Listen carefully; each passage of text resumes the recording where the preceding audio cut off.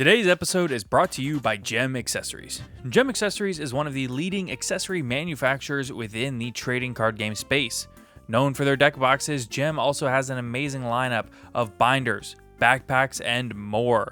Some of our personal favorites include the new KLRZ Icons deck boxes, the Secrets binder, and the Jaguar and Puma backpacks.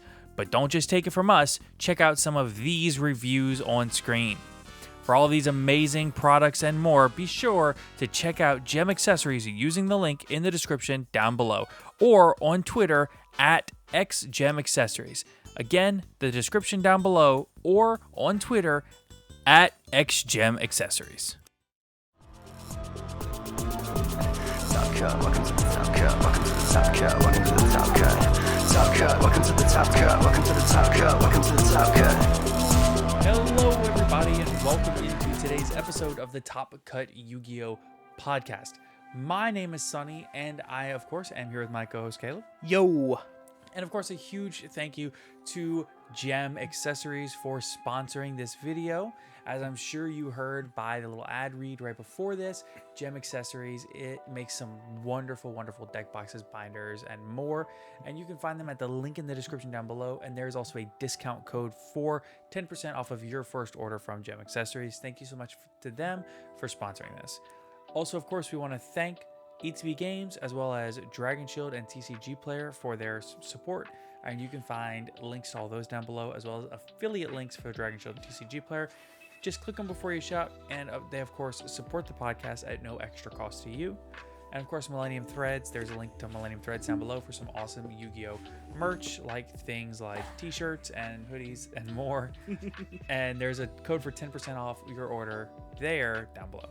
Now, of course, the people that we want to thank the most are our wonderful patrons. So, a huge, huge, huge thank you to Cam Yang, Dragon Maid Stunzeed. Listen, I figured out what this means, by the way. I had to Google it up. And I'm just going to say, that's funny. That's funny. Austin Johnson, Kane Martin, Zyphris, Yeet Defeat, Blackwing, Silverwind the Ascendant is the best Floodgate, Earth Machine best deck, Epi, has anyone actually read Toy Vendor, HGH Cyber, I am McLincoln, look, can we just admit NNN is a Floodgate at this point? Sure, yeah. Mountain Man, Oatmeal Spaghetti, Owen Alvarado, Pig, Quitting the Game as a Floodgate, Sprite Farter. The Top Cut Podcast is proudly sponsored by Mystic Mind, Unbanned Number 95 Konami. Understanding and reading are two different things. Virtually Savior's World, Exo Sisters, Best Deck, No Cap. Rogue and Tier 2 are the polite terms for bad deck. AD, Aaron Gardner, Asami, Ashlish Chaps. Caleb knows the vibes. Sunny is blind to true waifu supremacy.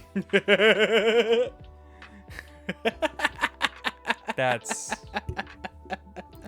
Duty Booty, Dragon Maidenless Behavior, Drink every time Sunny disagrees with Caleb, Fur Hire, Dog Turd, Helios, Pebble Cereal, Jerry Beans Man, King Henry, Meow Meow, I'm a Silly Mannequin Cat, Old Man Red, Pin Code 143, Ray Powell, and Slaking It Up. Thank you all so much again for your continued support of the podcast. If you are interested in having me read something off at the beginning of the episode, within reason, please, you can find a link to our Patreon down below. Again, at the $5 and up tier, you get an extra episode each week, as well as you also get merch. I think at $5 tier, you get like stickers. So, Yeah. Of course, be sure to check that out. And let's go ahead and get on into the episode.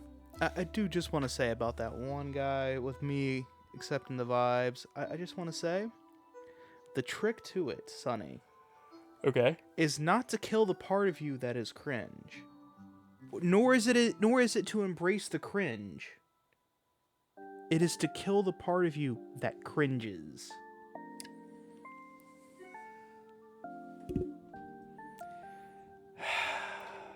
That sounds an awful lot like embracing the cringe. No. Embracing the cringe is acknowledging the fact that it is cringe and accepting that. Just killing the part of you that cringes to begin with is not accepting it as cringe, but accepting it as a part of you. That is cringe worthy. Yes. But you're killing the part of you that is, in fact, cringing at it. It is a wonderful saying I saw on Twitter. Sounds like you're embracing the cringe. Oh, no, it is. You merely adopted the cringe. I was born in it. Molded by it. God. By the time I first saw a neckbeard, I was already a Discord mod. Oh no. Don't do our moderators like that. Come on, man. They work hard. They do. That does not include... I was already a 4chan moderator. 4chan doesn't have mods. Whatever. It just goes to show you what I know. All right. So today we wanted to talk about alternate formats. Now listen. I know. We've talked about them a lot. This is less alternate format, more of just kind of alternate products that Konami could possibly make. So I don't know. Right. Make some money, which is what I think they're trying to do. Sometimes I wonder. Yeah, sometimes it doesn't always seem clear and obvious that their goal is to make money. Because if you look at some of the sets from last year, it looks like they're trying to burn money. Mm-hmm. Blazing dumpster fire. Yep. But we think that we, in our infinite wisdom, can make some really good, the best ever, second to none products. Sure.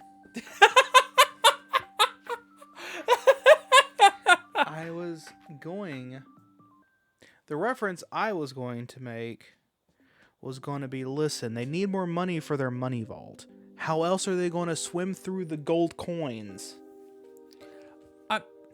Fun fact, that is canonically something only Scrooge McDuck can do. I know Peter Griffin can't.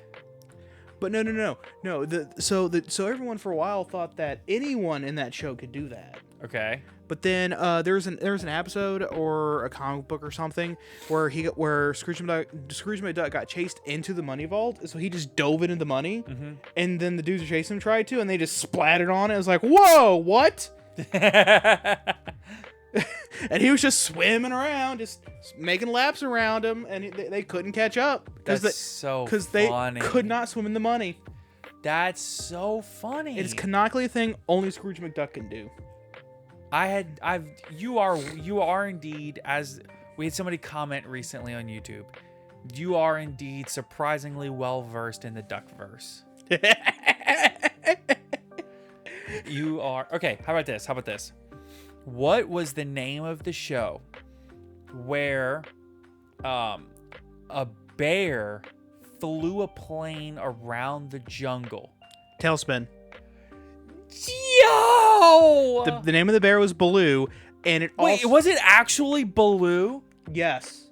Same voice actor from Baloo from the Jungle Book. Same bear, actually, I think, canonically. No shot. I'm looking it up. And his co-pilot was Launchpad McQuack. No shot. Oh my god. Baloo the bear, Louie the orangutan, and Shere Khan the tiger. Yep, all characters in Tailspin. It features characters adapted from Disney's 1967 animated feature Jungle Book, namely some of the film's animals being given an anthropomorphic makeover while the humans are removed. Listen, look up Louie from Tailspin, and look at what that man is wearing. No shot. Okay, hold on. You've got me so just... Anyway, this show is one of 9 Disney afternoon shows to use established Disney characters as the main characters, with the other 8 being what? I want to know how many of these you know, because a surprising amount of them are duck related. Okay, so we have Tailspin. Okay. Darkwing Duck. So Tailspin is one of 9. Yeah. Darkwing Duck. Okay. DuckTales. Yeah. Woo! Yeah. There's only one more duck one, believe it or not. Yeah. I already said Darkwing Duck. The issue is that like my brain keeps going back over the same ones over and over again. I'm like, no, I already said that one. No, I already said that one. Shoot. One of them is like really... Chippendale Rescue Rangers. No shot, you got that one. Okay, yeah. Chip and Dale Rescue Rangers. Oh, he knows the theme song too. Okay, yeah. My brain then wants to say the Gummy Bears, but no, that was on Boomerang. Okay. That's a different show on Boomerang. Well, it's not in this list. Yes. I am at this point drawing a blank because my brain keeps going to the ones I've already listed. Dog, you got 4 of 9, and that's a lot better than I would have been able to do. I think there was also 101 Dalmatians, but No. which featured a rooster. Not on this particular Yeah. list. Okay, you want them? Sure. Okay, the ones you missed are Goof Troop. Goof Troop. I completely forgot about Goof Troop. Okay. Which actually ended up spawning, like, I think 2 or 3 movies. Doesn't surprise me. Bonkers. Bonkers. That was that. What Disney character was in Bonkers? Bonkers was Yeah, because that's the one with the cartoon tiger cat. It was basically an anthropomorphic bobcat. Yeah, but it was basically the idea behind the show was Who Framed Roger Rabbit, but in an actual cartoon where everything was a Bonkers cartoon. the Bobcat. Yeah, he was a cop Unbelievable. with a real, and his partner was a real person. They were also a cartoon. Quack Pack. Oh, right, that was Huey, Dewey, and Louie as teenagers. Wow. Aladdin. Just Aladdin. I can't believe I missed Aladdin. My favorite character from Aladdin were the Swedish people. Oh my god. And Timon and Pumbaa. Another TV show I completely forgot about. Again, because it has little to do with the actual movie. It's just Timon and Pumbaa in weird circumstances. I remember in one episode where they were in a mall. Unbelievable. Yeah. Okay. Wow. Now that we have... I can't believe that we got this far. That I also just have know all this information off the top of my head. That is unbelievable. I would have gotten Tailspin. And I would have gotten DuckTales and Darkwing Duck. Because we just recently talked about it. Yeah, for sure. I vividly remember Darkwing Duck. And Let's get Tailspin. dangerous. Yeah, I vividly remember Darkwing Duck and Tailspin. I do not at all remember, I remember, Darkwing Duck and Tailspin. I've heard a lot of DuckTales, but it wasn't one that I watched. And the other ones I've never heard of. Okay, DuckTales is really good. Okay, The original and the new everybody one. says that. Yeah, the original everybody and the new says one, that. both good. The new one's better in my opinion. Okay. Timon and Pumbaa was all right. It was very episodic. The Aladdin show was also incredibly episodic, but on occasion it would make direct references to the movies. I think there was an episode where they straight up had Jafar come back for like one episode after the Return of Jafar movie. Yeah. There's also a Little Mermaid TV show, I think, too. Not in that list. Yeah, there was also a Little Mermaid TV show. At one point, they had a manta ray dude just kind of come in and start whispering to people. Oh, and jeez. it made everyone. That's not creepy. It made everyone a little racist. It just made everyone a little racist? Yes, it made some of the fish go, well, you're all bottom dwellers compared to us mighty whatever fish. I don't remember. It was. That is a wild story arc for a kids TV show. Yes, and at the end of the episode, Ariel sings and makes it all better. Of course. And the manta dude just kind of goes, "C'est la vie," and leaves. C'est la vie! Oh my god. He doesn't actually say "C'est la vie," but he literally just goes, whatever, and leaves. Okay, alright, so we're going to design our own Yu-Gi-Oh! Products. Now that we've done 10 minutes. Between 10 and 13 minutes of off-topic Disney childhood show rambling. 1990s, late 90s, early 2000s Disney. That explains why I don't recognize so many of these shows, because to be quite frank, that's before my time. Because you're what, 3 years older than me? 4 years older than me? What year were you born in? 96? Yeah. Yeah, 3 years. Okay, so you're born in 93. A little over 3 years. Okay, so for me, You were 4. in the year 2000, for a little bit of the year, I was 4. Most of the year, I was 3. Yeah. I was 7. Exactly. So it's so different of a time frame for you. Because when I was 7, the show that I was watching the most was Yugioh. That was, for me, that was 8 or 9. Well, if I was 7 and you're 3 years older than me. Or no, I did my math wrong. Shit. It was whenever I was 2001 10. is when Well, it didn't start airing until 2002, I believe. Okay, whenever it started airing. Yeah. I definitely watched from the beginning of DM. 2001 to 2006 for me is kind of... Listen, I understand. 2000 to like 2014 for me is kind of smushed together, and it's just become this gray miasma of not even memories, a gray miasma where I can just pluck random factoids out. Yeah. It's not that I just know everything about the 2000s. It's just that I know a bunch of random off-topic things from the 2000s. I just had a random flashback to the Chip and Dale cartoon. Okay, this is the last thing we're gonna do, and then we have to move on. All I'm gonna say is Gadget. For those of you who know, you know. Do you remember Inspector Gadget? Dun, dun, dun, dun, dun, dun. No, it was. Hold on. Inspector Gadget. Hoo-hoo. Yes, I vividly remember both the cartoon and the live-action Inspector Gadget. My thing was the live-action movies. I loved those as a kid. Yeah. Anyway, all right. Back to Yu-Gi-Oh. Back to Yu-Gi-Oh. We decided we think that, well, yes, Sir Mr. John D. Konami is doing an okay job with some of the new products they're releasing. We think we can do better. Yeah. So it's nothing personal. It's just that we are smarter than you in every aspect. He might think he is. And we can do your job better.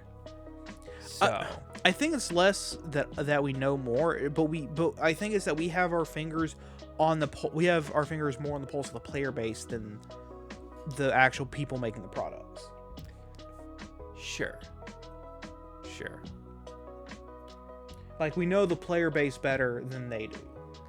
All I'm saying is, because we actively... The product that I'm about to describe is provocative. It's going to get the people going. Okay, so I think that what we both designed is a product intended for Time Wizard format. Yeah.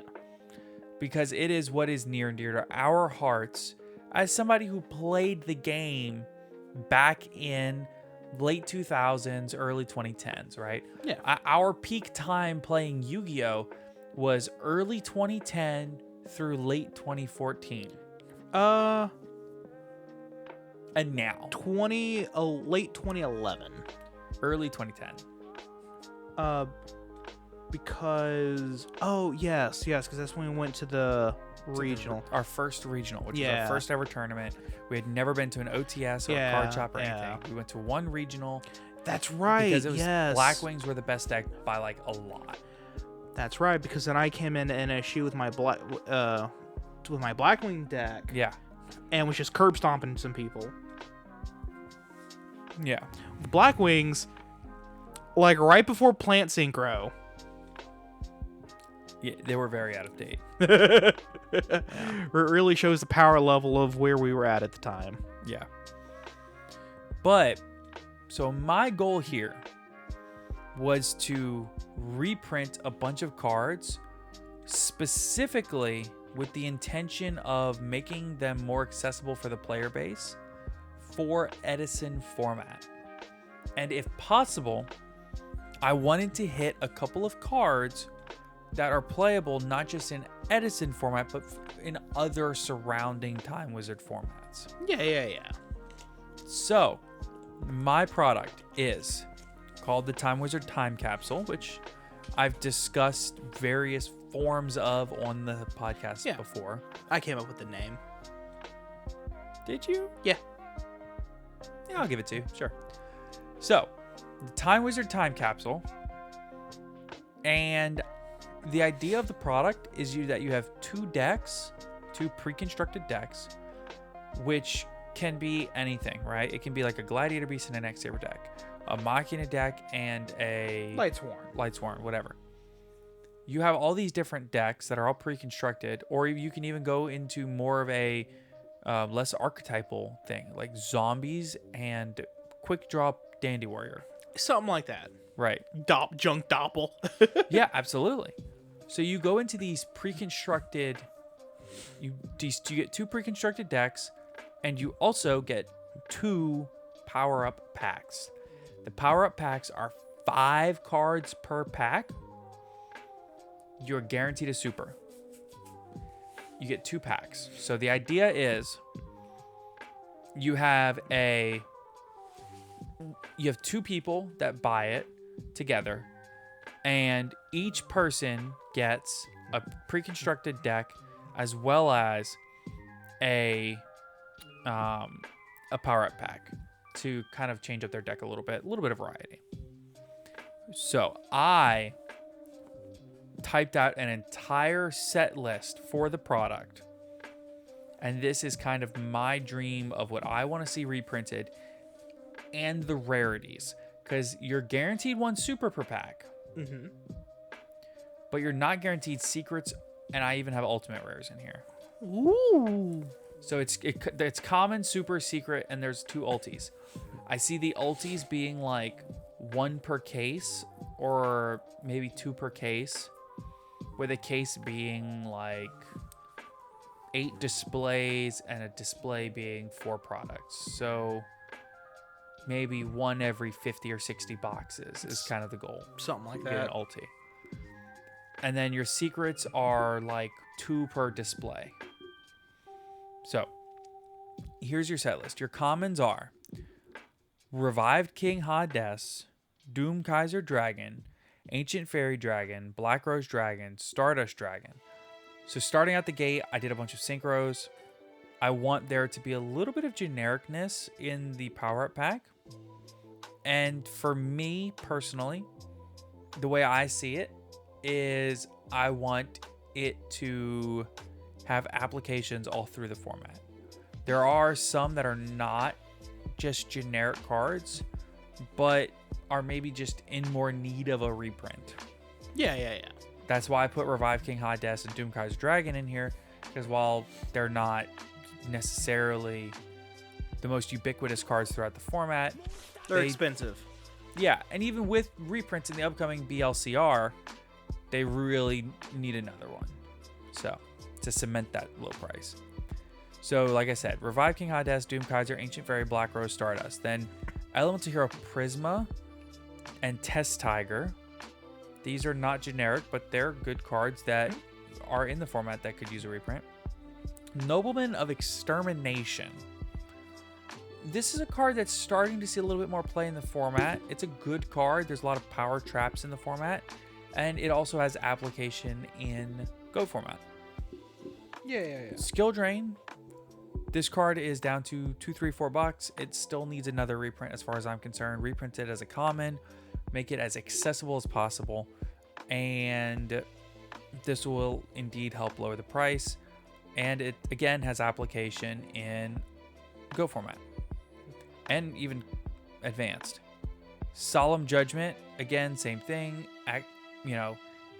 Application across multiple formats, and it could use a reprint. I think Solemn Judgment are $6 or $7 right now. Something like that, yeah. Deck Devastation Fire, same thing. Applicable across several different formats, and a solid card with a pretty higher price point. Armory Arm, Cold Wave, Rescue Cat, Super Ancient Deep Sea King Coelacanth, Gold Sarcophagus, Pot of Avarice, Enemy Controller, and Dark End Dragon. I think I have 16 commons. Maybe 14, something like that. A number.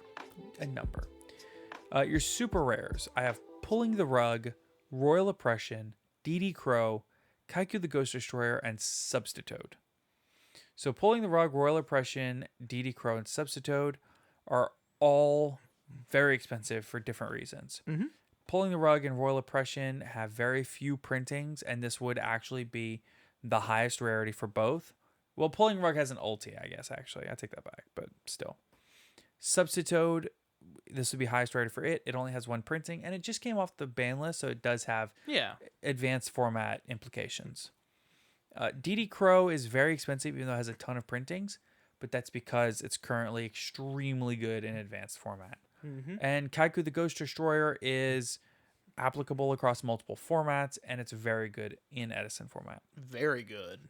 Your secret rares are Elemental Hero Absolute Zero, Treeborn Frog, Caius the Shadow Monarch, Trap Dust Shoot, and Icarus Attack.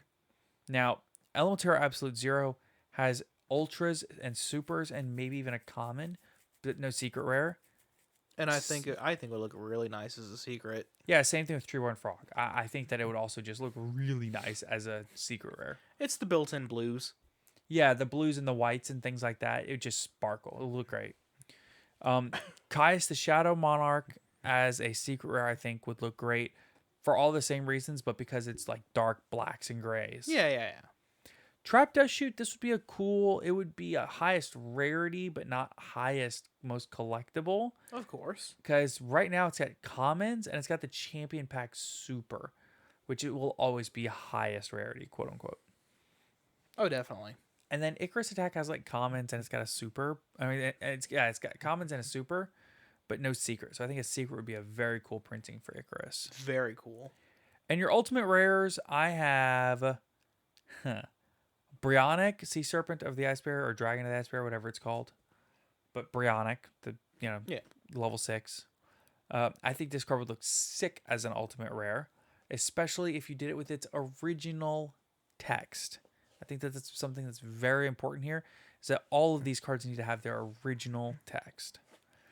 This can't be something that erratas and changes the long-term way that a card works, but it's intended to, be played in these time wizard formats. Yeah.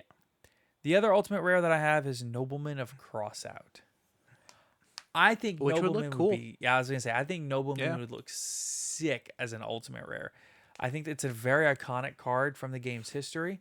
It's applicable in Edison format. It's applicable in Goat format, and the uses across multiple formats make it perfect. So, again, real quick, just fly through it.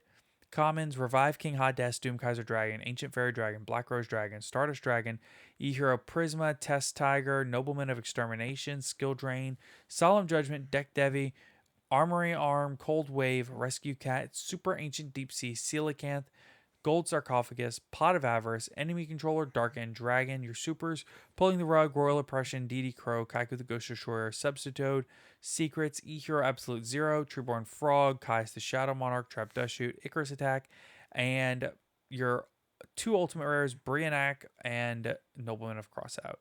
All right. Yeah, so just a way to reprint a lot of Edison cards, really. Yeah. And the contents of the set list can change depending on what is actually in the decks themselves, too. Yeah, so like with the zombie deck, it's already going to have the Doom Kaiser and Reviving Hades. So Right. maybe manipulate that a little bit. Yeah, and, say you want to do a fish deck. Well, you probably already have Super Ancient Deep Sea King Coelacanth in there, so you don't put that in there. And probably even Treeborn Frog. Right, a lot of these might have Pot of Avarice in them, so why put Pot of Avarice into here, Yeah, something So like there's that. room to play around with it. Yeah. Oh, yeah, my whole idea was the kind of the same thing with the dual decks, where you buy one product, you get two. You get two decks. Sure. But I was thinking more of the Versus series, like Magic the Gathering has done before with Goblins versus Merfolk. Yeah. But do like Lightsworn versus Blackwings or Heroes versus whatever. And it's essentially you with one purchase getting basically two structure decks. Right. And and then I was going to have like 2 ultra, each structure having 2 ultras, 3 supers, Okay. and 1 random card out of both decks is an ulti Okay. to add variance in between the boxes. So let's take the Black Swan versus Light Sworn.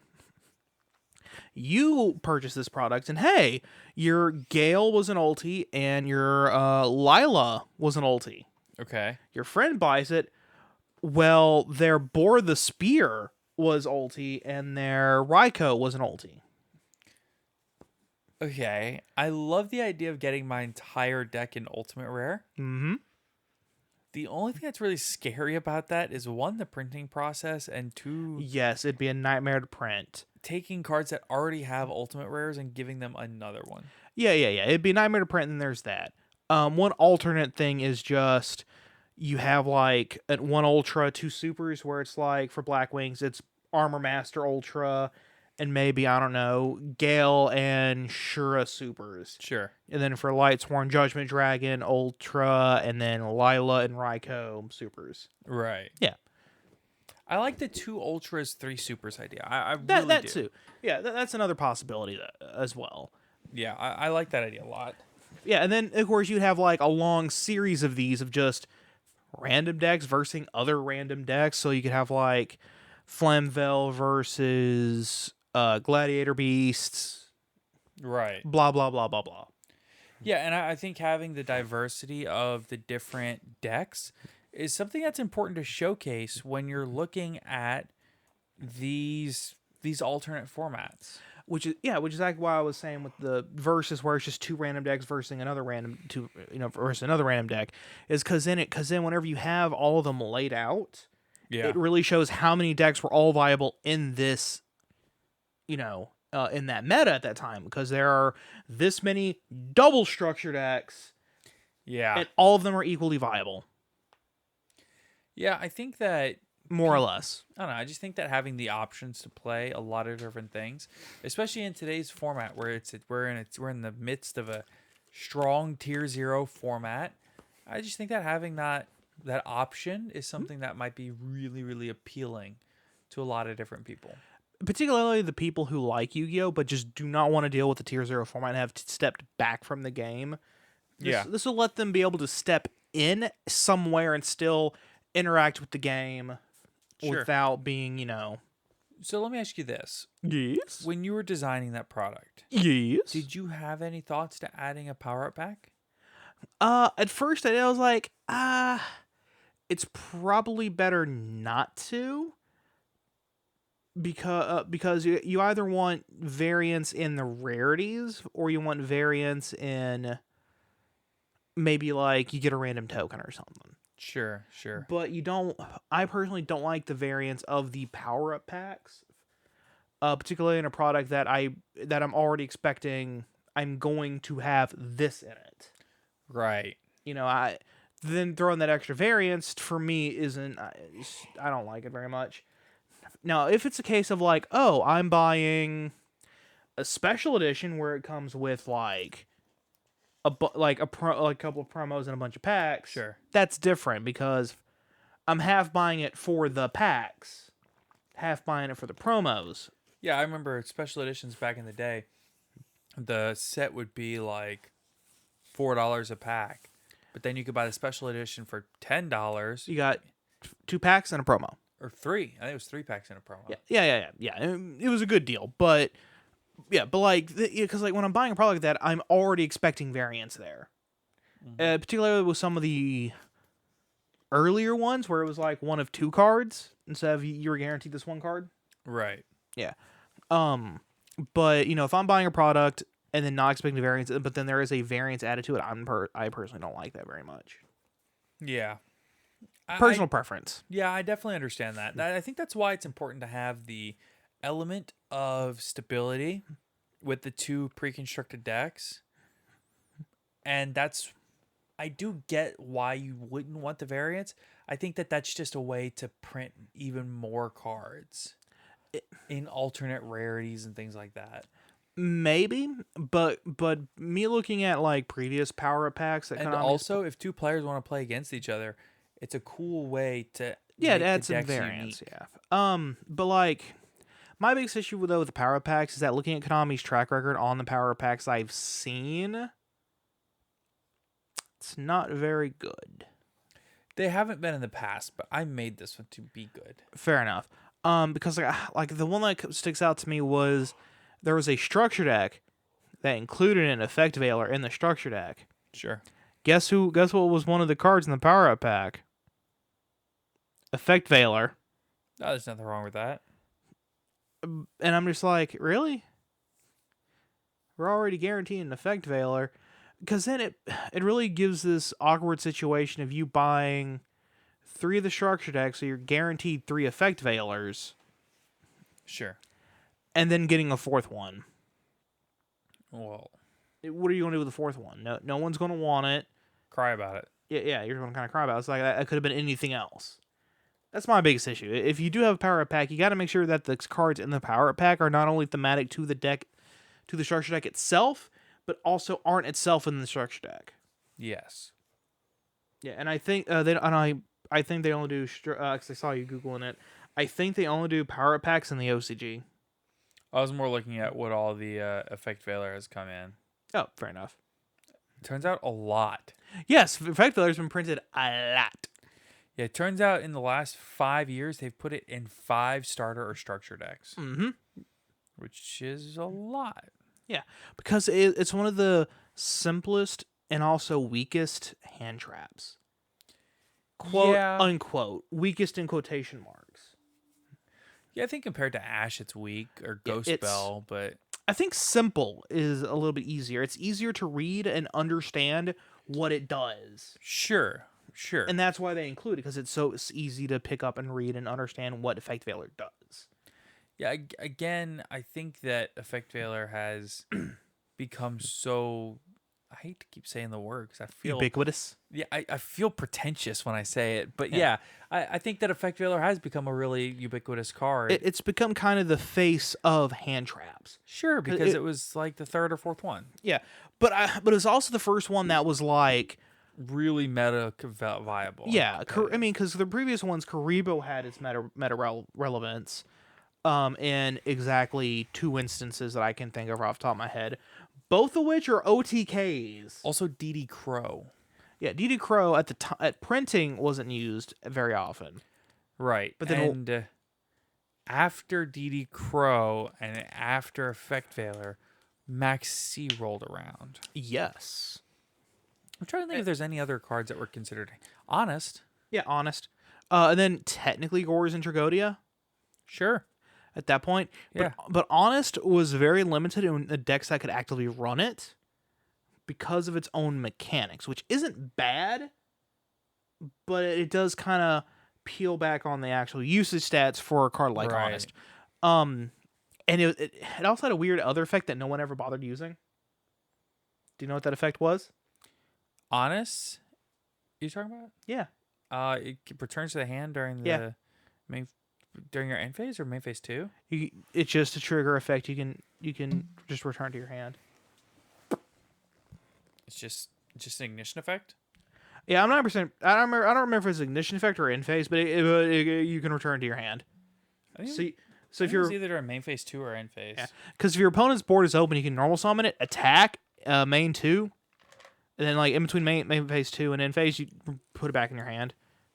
Yeah. Which gives you this interesting, do I summon it for the extra damage, or do I just hold it? Because I'm not going to discard it while attacking directly, because there's no point in doing that. Right. I don't even think you can. So, we're going to do some podcast question of the day. Or mailbag. Okay. And... I'm just going to say, we had posted on our Discord server that we were going to have a guest on. Unfortunately, something fell through, and we were not able to do so. Yeah, so that particular guest is very, very busy at the moment. So, we are going to try to answer these questions as we come to them.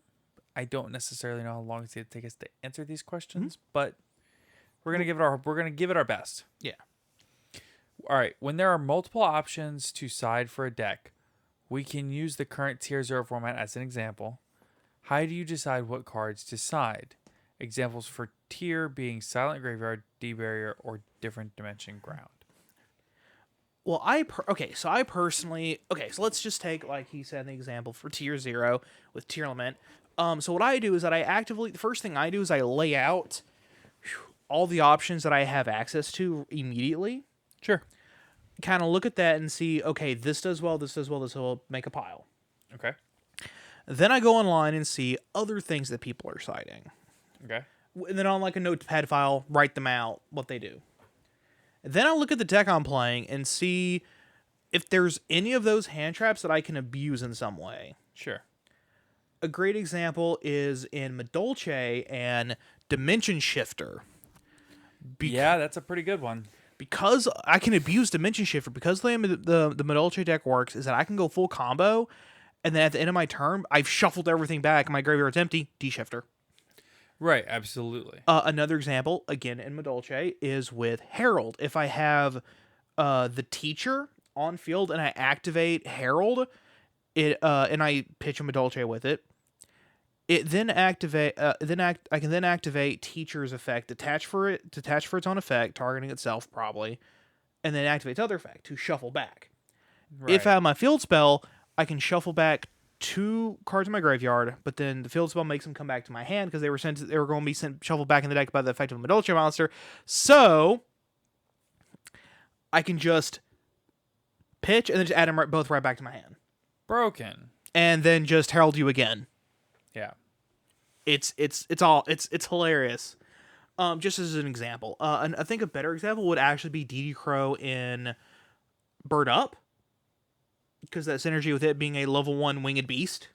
Yeah, I think that the synergy is probably, to me anyway, the most important thing. And I think if you're picking kind of out of those cards what you want, the best thing to do is to pick the card that is most impactful but fits within your game plan. Exactly. Again, with my example, Shifter. Yeah. So I would start there. Then I would go, okay, so these are the ones I can abuse. Abuse pile. Next pile is just stuff that's like kind of required just because of the way the deck works. So DD Crows, Silent Graveyards, as he had said before. And then from there, kind of start picking and choosing. Sure. Okay. That's the way I do it. Yeah. Outside of how NA gives extra time to finals and top 4, I think, are there any time rule changes you would like to see? I would like to see time change to where it no longer stops at end of current phase. I want to see it stop at the end of the next battle phase. Yeah. That'd be fair, because then your opponent gets a chance to attack back. Yeah. And then that would eliminate the time got called in the round right before they called battle phase. And they lose right there. I think you just have to make sure that both players get said battle phase. Yes. But regardless, I like the idea. Yeah. It's definitely something to chew on. Sure. Okay. Do you like watching old feature matches? Not really. Not gonna lie, not particularly, unless it's for a deck that I'm specifically trying to build. Or like, this is the way the deck used to be run like a couple of years ago, and this so I can compare to how it's run now. Sure. Favorite deck from the past few years? Ooh. Mine is a toss-up between Tri-Brigade and Sword Soul. Mine is a toss-up between, right now, either Marincess or Medolce. Yeah, if I had to choose right now, it would probably be Tri-Brigade for me. Yeah. But those are just the decks I've actually taken to tournaments. I haven't had the opportunity to take Labyrinth to an actual tournament yet.